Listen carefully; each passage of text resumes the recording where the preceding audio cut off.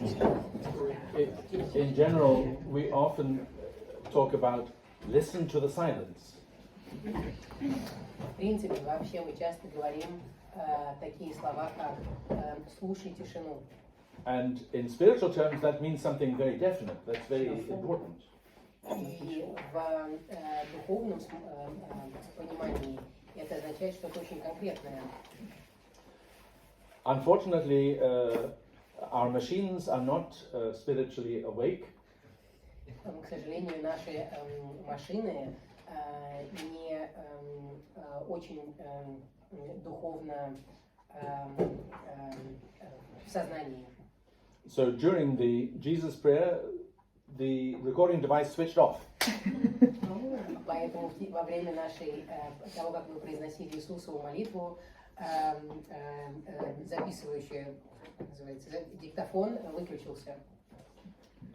We will try to knit together using this machine and Charlie's notes some sort of transcript for Мы that. попробуем что-то слепить из другого записывающего устройства, которое у нас работает, и записи Чарли. It would take a while. Don't worry, don't worry. Это займет какое-то время. Stilte is er dus is niet alles opgenomen. Dus ze wisten daarna niet meer. Ze wisten niet dat hij afsloeg. So I've got 35 minutes to do all the rest. So let's see what we can get done. So I'm stressing that the body itself is holy, and that we need to treat it as holy, and we need to treat our own bodies with respect. У меня осталось 35 минут. Давайте посмотрим, что я успею в эти 35 минут засунуть. Я продолжаю подчеркивать, что наше тело святое, и что мы должны обращаться с нашим телом как с чем-то святым. And of course that means we have to treat everybody else's body with respect too. И это, конечно же, автоматически означает, что тела всех остальных мы тоже должны к ним относиться с большим уважением. So what then is wrong with us? Что же тогда с нами не так? Why are there so many problems? Почему такое большое количество проблем? What about warfare, which is all around us? Well, it feels as if it's all around us at the moment. What about family disputes? What about arguments between people? What about people being hateful to other people? Where does that come from? Что же тогда насчет войны, которая вокруг нас? Или во всяком случае сейчас кажется, что война повсюду вокруг нас и нас окружает. Что же тогда не так, почему происходят семейные дрязги, почему происходят ссоры с людьми, почему столько проблем? You have heard me talk at very great length about logisme. Вы уже слышали, как я говорил, как я часто и много говорю о таком понятии, как логизмы, догмы в нашем сознании. The unwanted, uninvited, compulsive thoughts that accompany our entire life from birth to death. Мысли, догматы, которые в нашем сознании, которые проникают в него, хотим мы того или не хотим, импульсивно. And as I tend to do, taking all of these logisme together makes our ego. И, как я часто говорю, все эти логизмы, все эти догмы вместе взятые составляют наше эго. So the ego tries to set itself up as if it is us. Эго пытается таким образом себя поставить, как будто эго — это мы. I am important. I'm more important than you. I'm more important than you. I'm more important than you. I'm important. Я важный или важная. Я важнее тебя, я важнее тебя, я важнее тебя. я важнее всех, я важный. You'll see this in yourself quite often in the course of the day. Вы заметите это в самих себе достаточно часто в течение дня. It's part of being a human being. Это часть нашего человеческого существа. But the ego also says, almost at the same time, you're complete rubbish. I'm complete rubbish, you're complete rubbish, they're complete rubbish, everything's complete rubbish. При этом практически в то же самое время одновременно эго говорит, ты это мусор, ты это ничто, ты мусор, я мусор, мы все мусор. And between those two thoughts, I am the king of the universe, I am complete garbage, the ego tries to tell its own story. И между этими двумя экстремальными мыслями, с одной стороны, я царь вселенной, с другой стороны, я полнейшее ничтожество, эго пытается рассказать свою историю. And the story is usually, you could give it a title, something like, why do I never get to do what I want? Why did I never get what I wanted? And why is there a chance that I will never get what I want? И история, если ей можно было бы дать название, то она называлась бы как-то так, история нашего эго. Почему я никогда не получаю то, чего я хочу? Почему я никогда не получал то, что я всегда хотел? И почему я никогда в будущем не получу то, что я буду хотеть в будущем? Another suitable title would be, yes, but what about me? Другое хорошее название было бы, да, окей, хорошо, а как насчет меня? There are people dying in huge numbers in Ukraine and Russia and Ethiopia and Eritrea and bits of South America and people starving here. Yes, but what about me? Люди умирают, огромное количество людей умирает в Украине, в России, в Эфиопии, в частях Южной Америки. Огромное количество людей сейчас страдает от голода. Да-да-да, а как насчет меня? And this, I claim, as I read the Fathers, this is exactly what is wrong with us. Когда я читаю святых отцов и опираюсь на то, что они говорят, и их слова интерпретирую, это как раз то, что с нами не в порядке. One of the main features of the ego is enough is never enough. Одна из основных черт, характеристик нашего эго, нам никогда ничего не достаточно. I can never have enough money, things, possessions, power, cars, whatever. I can never, ever, ever have enough. Мне никогда недостаточно. Мне никогда недостаточно денег, мне никогда недостаточно вещей, мне никогда недостаточно то, чем я владею, мне никогда недостаточно моей машины, мне никогда недостаточно власти. Мне всегда чего-то мало. If I've got 2 euros, I want 4 euros. If I've got 4 euros, I want 400 euros. If I've got 400, I want 6 billion euros. If I want 6 billion euros, I want 20 billion euros. There is never, ever enough. The ego never says, oh, that's enough now, that's enough. Если у меня 2 евро, я хочу 4 евро. Если у меня 4 евро, я хочу 400 евро. Если у меня 400 евро, я хочу 6 миллионов евро. Если у меня 6 миллионов, я хочу 20 миллионов. Эго никогда не говорит, так, окей, отлично, вот сейчас мне достаточно. And this element inside us, which feels very real, which causes, I would say, almost all of the evil on this planet. И этот элемент внутри нас, который чувствуется, который ощущается очень реальным, очень действительным, очень осязаемым, этот элемент внутри нас приводит ко всем проблемам в мире, ко всему злу в мире. And this comes from us, not from evil influences around us. И это исходит из нас, изнутри нас, а не из каких-то плохих, злых влияний вокруг нас. I don't deny the existence of demons, I don't deny the existence of angels, but we don't need either of those groups to determine our lives for us. Я не отрицаю существование ангелов и демонов, хороших или злых духов, но нам не нужно говорить о том, что они из себя представляют и каким-то образом их определять, чтобы определить, каким образом нам жить свою жизнь.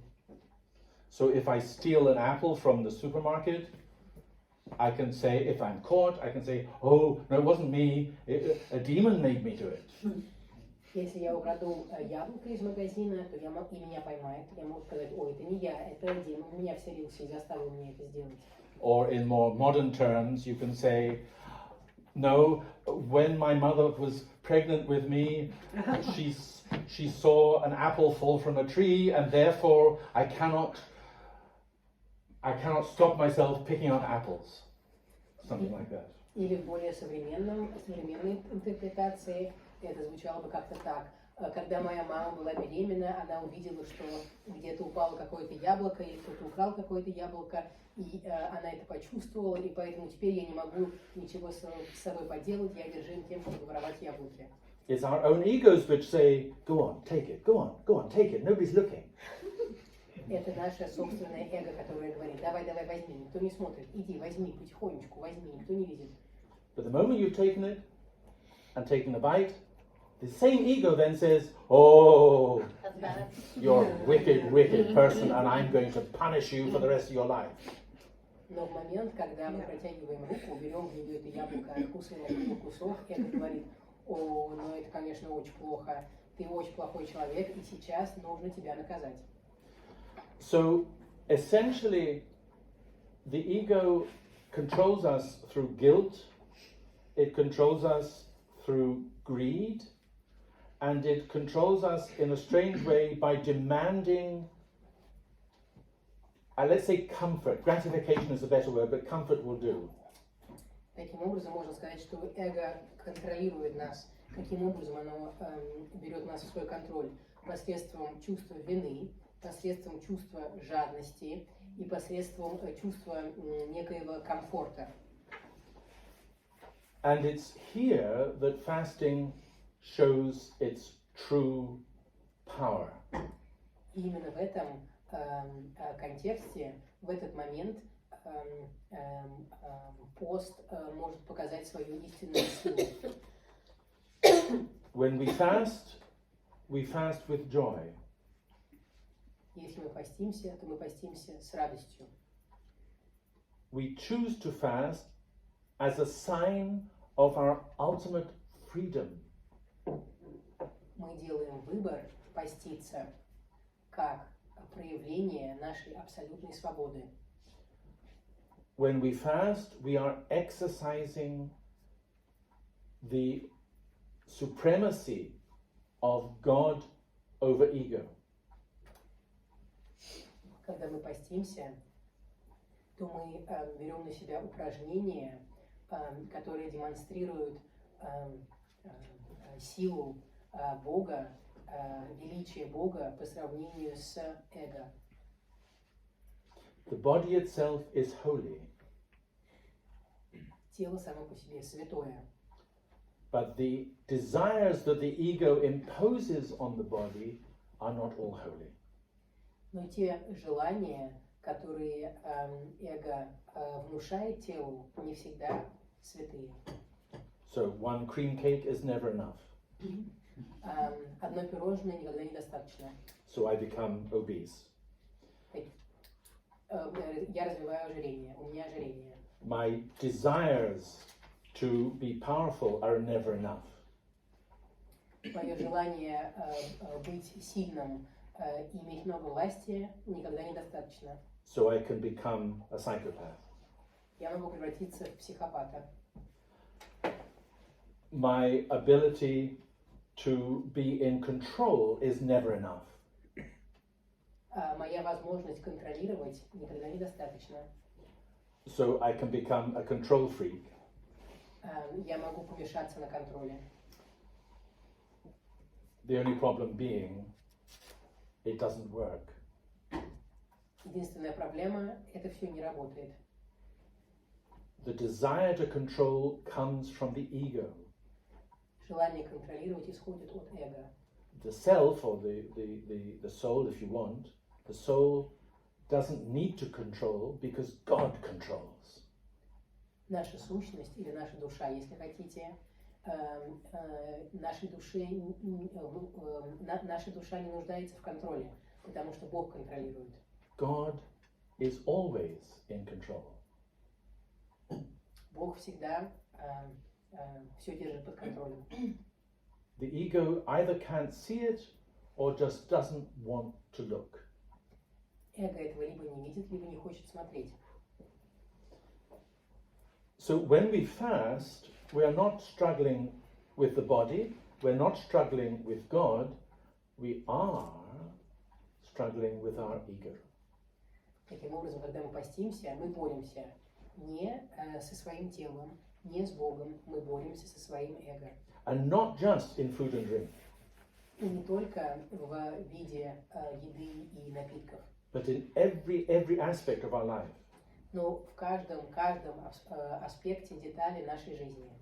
This is why the period of Lent, in particular this period of Lent, the Great Lent for us, is so important.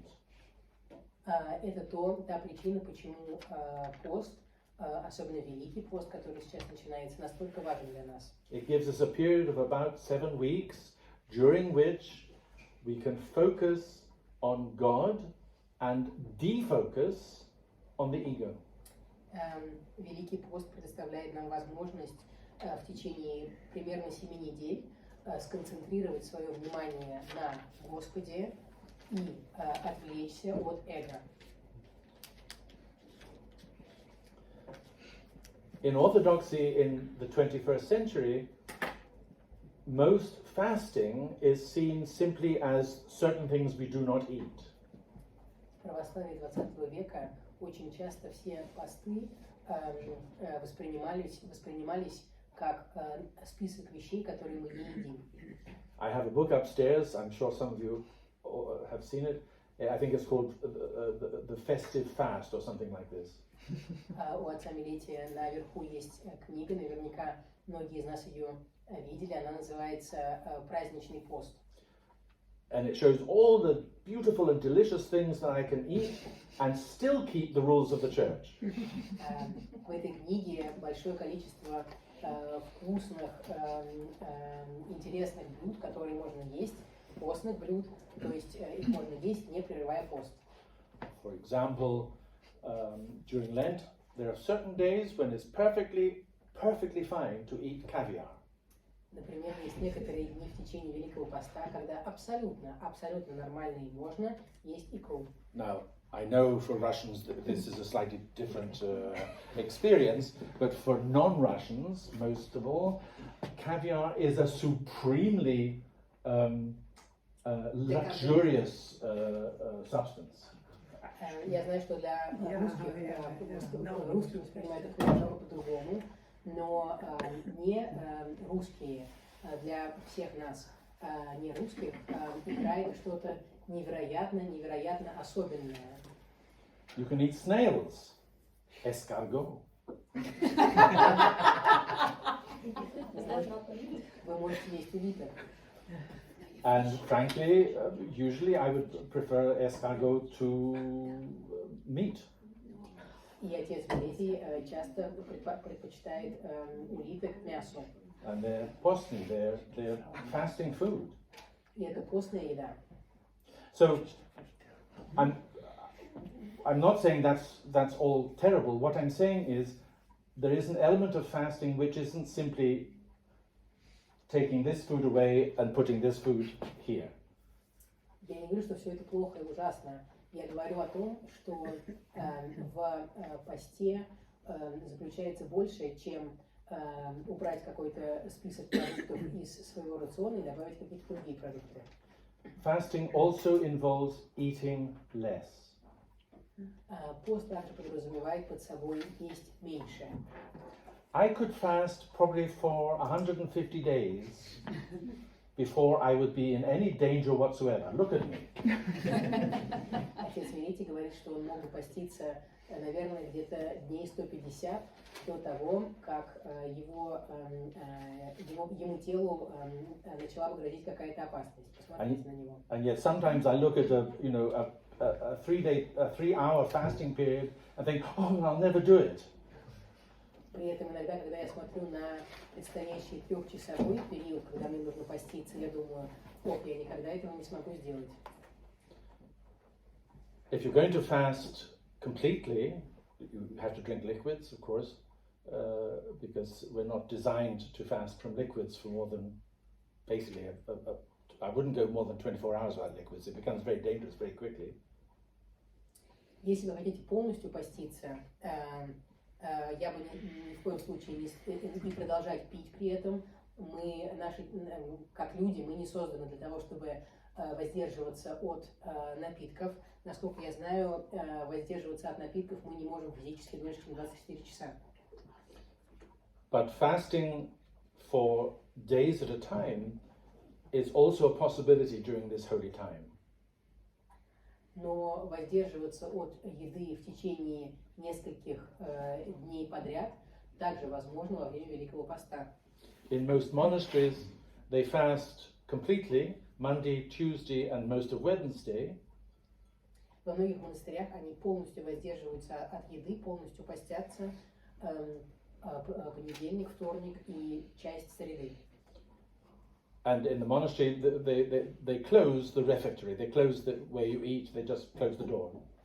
И в монастыре они просто закрывают двери в столовую, там, где они едят. Then on the Wednesday, in monasteries, there is a pre-sanctified liturgy in the evening. И в монастырях в среду вечером литургия преосвященных даров. Sometimes moved to the morning, but that's for other reasons. Иногда она сдвигается на утро, но по другим причинам. And then the monks and the nuns break their fast with the Eucharist, with the body and blood of Christ.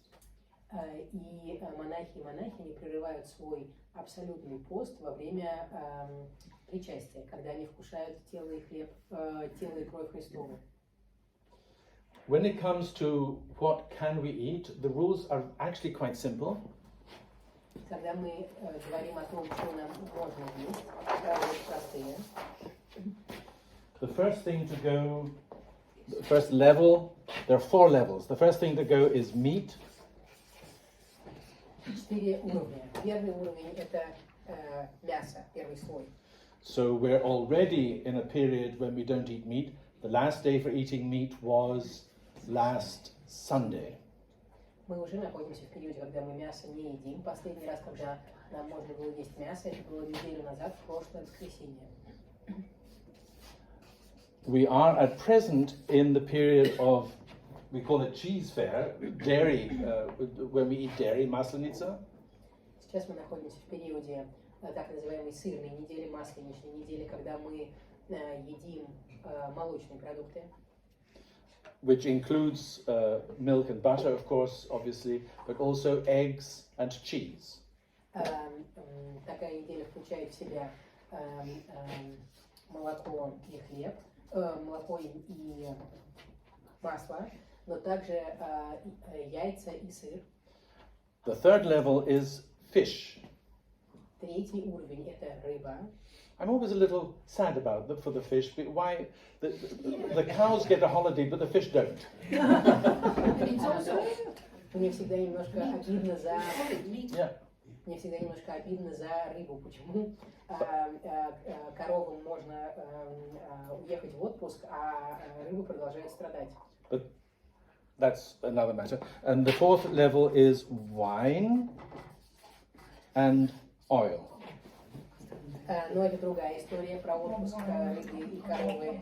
4-й уровень, последний заключающий слой, это вино и масло. I'm happy to announce that these rules were written before spirits were invented. That's why it doesn't say vodka and whiskey. Хочу с вами поделиться, что эти правила были написаны до того, как крепкие алкогольные напитки были созданы. Поэтому в этом списке нет таких вещей, как водка, коньяк и так далее. Spirits of that sort were not in use until about the 7th century, so that's why. Крепкие алкогольные напитки, такие как водка, не были изобретены где-то до 7 века, поэтому здесь их нет. And because these rules were written mainly in Syria, Greece, that sort of area, meat usually refers to sheep and goats, and oil always refers to olive oil. Так как эти правила были написаны в Сирии и Греции, то мясо чаще всего подразумевает под собой овцу и козу, а масло всегда оливковое масло. So sometimes people will say, yes, but can I use sunflower oil? Поэтому иногда люди говорят, да, окей, а можно мне использовать подсолнечное масло? And the answer is, of course you can. И ответ, конечно, можно. That's not the point. Не в этом смысл. If you're asking that question, then go ahead and eat the sunflower oil. Если вы задаете этот вопрос, то идите и ешьте свое подсолнечное масло. But if more generally I can say, look, for a period of 7 or 8 weeks, I have the opportunity to eat very, very simply and cut out all these things, my body will actually be grateful. It's like a holiday for the body. Но я могу также ответить следующим образом. В течение примерно 7 недель у меня есть возможность питаться очень простым способом. Если у меня есть такая возможность все эти вещи исключить из своего рациона, то мое тело будет только благодарно мне. Это некий своеобразный отпуск, перерыв, передышка для моего тела. If you fill your body with lasagna, cream cakes, all sorts of sugary products, all sorts of non-fibrous stuff, the body has to work very hard to digest. Если засовывать в себя лазанью, пироги, сахар, еду без клетчатки, то телу нужно вообще-то очень сильно работать, чтобы все это дело переварить. So rather than follow these rules, which in general are fine, it might be better to say, when you fast, be minimalist. Live at the level of greatest simplicity you can find. Поэтому вместо того, чтобы подходить к этому списку как к списку во время поста, лучше воспринимать пост следующим образом. Постарайтесь питаться просто. Можно использовать слово минимализм. Постарайтесь питаться настолько просто, насколько вы можете. So of course I can eat escargot for every day during Lent, but it would be better, because escargot are not a minimalist food, they're a very complicated food, it would be better to find something simpler. Таким образом, возвращаясь к улиткам, конечно, теоретически я могу есть улитки каждый день, потому что во время Великого Поста, потому что это постная еда. Но лучше бы улитки не есть, потому что это не минимализм, это не простая еда. Лучше найти что-то проще. You can, of course, also fast from social events of a sort of a rowdy kind. Вы, конечно же, можете также воздержаться от каких-то социальных мероприятий, особенно шумных, взбудораженных. You could, if you choose, fast from sporting events. Если вы хотите, вы можете также воздержаться от спортивных мероприятий. By all means, go for a walk. Go to see nature. That's fine. There's nothing wrong. That's minimalism. But a sporting event isn't minimalist. It takes a lot of organization and quite a lot of this. And we're trying to get rid of this. In a sporting event, there has to be 2 teams. Ни в коем случае не имею в виду, что нельзя выходить на улицу. Конечно же, идите, гуляйте, соединяйтесь с природой. это только хорошо, это очень просто, это минимализм. Но что касается спортивных мероприятий, очень часто они подразумевают под собой две команды, которые борются друг с другом, а мы как раз вот эту борьбу друг с другом, организацию и затраченную энергию на это стараемся привести к минимуму. And lastly, probably the least popular thing I'm going to say today, you can fast from radio, television, films, and social media. И то, что я сейчас скажу последнее, от чего можно воздержаться во время Великого Поста, что будет наименее популярным и наименее легко воспринято, вы можете воздержаться от радио, телевизора, фильмов и от социальных сетей. And I bet almost everyone here had a sort of a little shrink moment when I said that. И я готов поспорить, что когда я это только что произнес, у каждого из нас на минуточку на мгновение перехватило дыхание. And the ego shouts out, "You've got to be kidding." А эго кричит: да ну это какая-то вообще, это шутка. Not kidding. Нет, это не шутка. The spirit of Lent is to enter into the joy of the Lord, not to beat yourself up and not to deprive yourself of things that you really need. Дух поста заключается в том, чтобы наполниться радостью, благостью Божией. Дух поста не заключается в том, чтобы ограничивать себя от вещей, которые нам необходимы для существования, и дух поста не заключается в том, чтобы наказывать себя. Jesus says explicitly, when you fast, wash your face. Когда Господь говорит прямо такими словами: когда ты постишься, умойся. That is another way of saying, be careful you do not see yourself as a victim of in this case, the church's rules. Что под этим подразумевается, под этими словами? Будь осторожным, не бери на себя роль жертвы, которая страдает от правил, которые заставляет следовать церковь. Fasting is essentially a secret occupation. В принципе, пост — это тайное занятие. In fact, if you let anybody know that you're fasting that doesn't need to know, for example, if in your family it's difficult to hide, but if you meet someone on the street and they say, "Oh, I had a beautiful steak dinner last night," and you say, "Oh, yeah, I can, but I'm fasting." В принципе, вообще-то, когда мы говорим о том, что мы постимся, тем, кому не нужно об этом знать, что кому не нужно об этом знать, конечно, не так просто это держать в секрете в семье, потому что те, с кем вы живете, это видят. Но если мы кого-то встречаем на улице, этот человек говорит: я вчера съел такой невероятный стейк на ужин, и мы говорим: о нет, как грустно, а я не могу есть стейк, потому что у меня пост.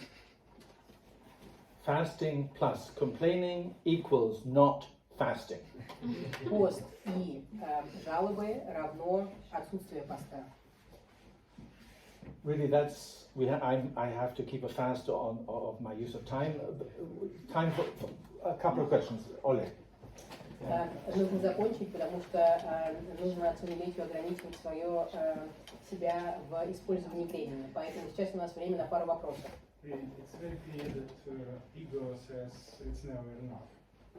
But why ego says that? And that does say that. Or what is the mechanism? Очень понятно, что эго постоянно говорит: мне ничего недостаточно. А почему? Какой механизм, какая причина того, что эго так говорит? I can't. The mechanism is that it starts with the pomysl, with the logismi, and it's communicated then to the body through the ego. Механизм заключается в следующем. Этот процесс начинается с наших логизмы, с наших помыслов, с наших догм, которые эго нам сообщает. And it's just one of the characteristics of the ego to say not enough, not enough, not enough, not enough. Another way, yes, sorry. Это одна из черт, характеристик эго, говорит недостаточно, недостаточно, недостаточно. Because the ego always wants more and feels a lack always. Потому что эго всегда хочет получить больше, и эго всегда чувствует, что недостаточно. Because the ego feels separate from God, and this is its greatest negative feature. Потому что эго всегда чувствует себя отделенным от Бога, и это самая главная его негативная черта. And because it feels separate from God, it therefore feels separate from the care of God, which means that it has to look after its own needs, and that's the crucial mistake it makes.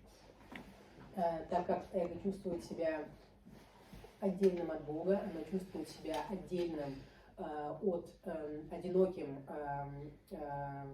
отдельным от помощи и покровительства Божия. Таким образом, оно чувствует, что ему нужно самому о себе заботиться и все свои нужды удовлетворять. But since it is a part of being human, we can also assume in the big picture that this is an area where we can actually learn some beautiful stuff. Но так как это неотъемлемая часть человеческой природы, неотъемлемая часть того, чтобы быть человеком, мы также можем подумать о том, предположить, что если думать о картине в целом, то это также возможность для нас, чтобы попрактиковать и выучить, узнать о себе и научиться невероятным красивым вещам. That ignoring the needs of the ego is not just a good thing to do practically, although it is. It also enables us to come closer to the kingdom of heaven. То есть игнорировать, не обращать внимания на нужды нашего эго не только очень полезно с практической точки зрения, но еще и полезно с духовной точки зрения, потому что это помогает нам приближаться к Богу. And that's why we can say, fasting next week? Great! Поэтому мы можем сказать, на следующей неделе начинаем пост, замечательно. Because it can show us the best bits of who we are. Потому что это может открыть нам лучшие стороны того, кем мы являемся. Thank you. Dank u wel, vader.